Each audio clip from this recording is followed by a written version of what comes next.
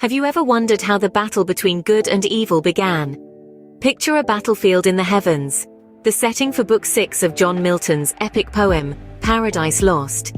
Here, the forces of good, led by the archangels Michael and Gabriel, stand against the rebellious angels led by Satan himself. As the day wanes into night, Satan's forces retreat, not out of cowardice, but as part of a devious plan. Satan, in his cunning, calls forth a council. Their task?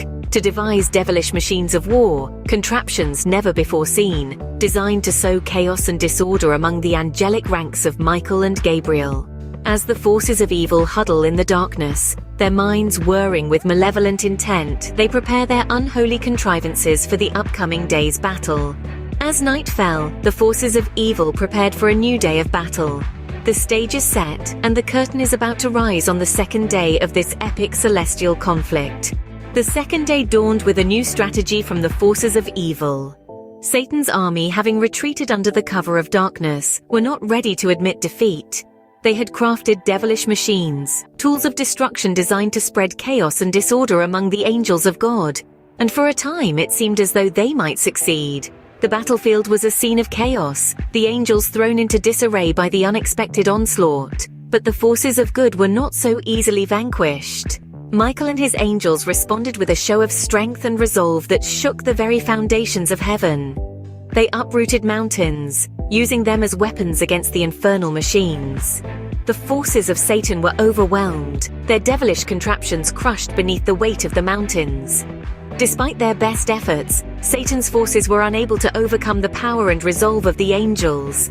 They had underestimated the strength of God's army, and it was a mistake they would not soon forget. On the third day, a new player entered the battlefield. The Son of God, Messiah, entered the fray, a beacon of divine power and authority. His arrival brought a moment of stillness to the raging battle, as both sides paused, awestruck. The Messiah didn't hesitate. With his chariot and thunder, he drove fearlessly into the enemy ranks, his divine power proving irresistible. The forces of Satan, once so defiant, now found themselves in full retreat.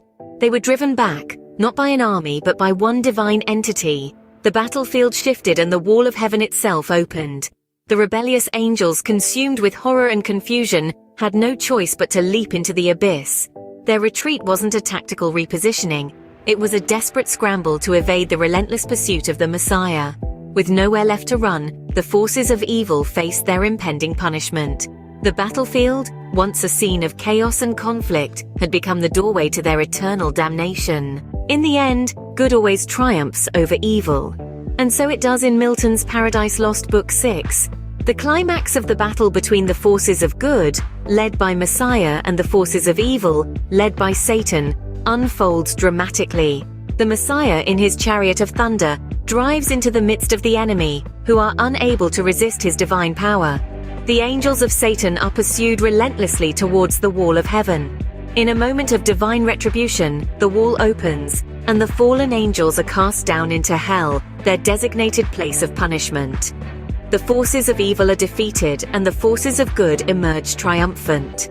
The Messiah then returns to his Father, marking a resounding victory for the forces of good. This powerful scene encapsulates the central themes of Book 6, underscoring the triumph of good over evil. In the epic narrative of Paradise Lost, the battle between good and evil rages on, but it's clear that victory ultimately belongs to the forces of good.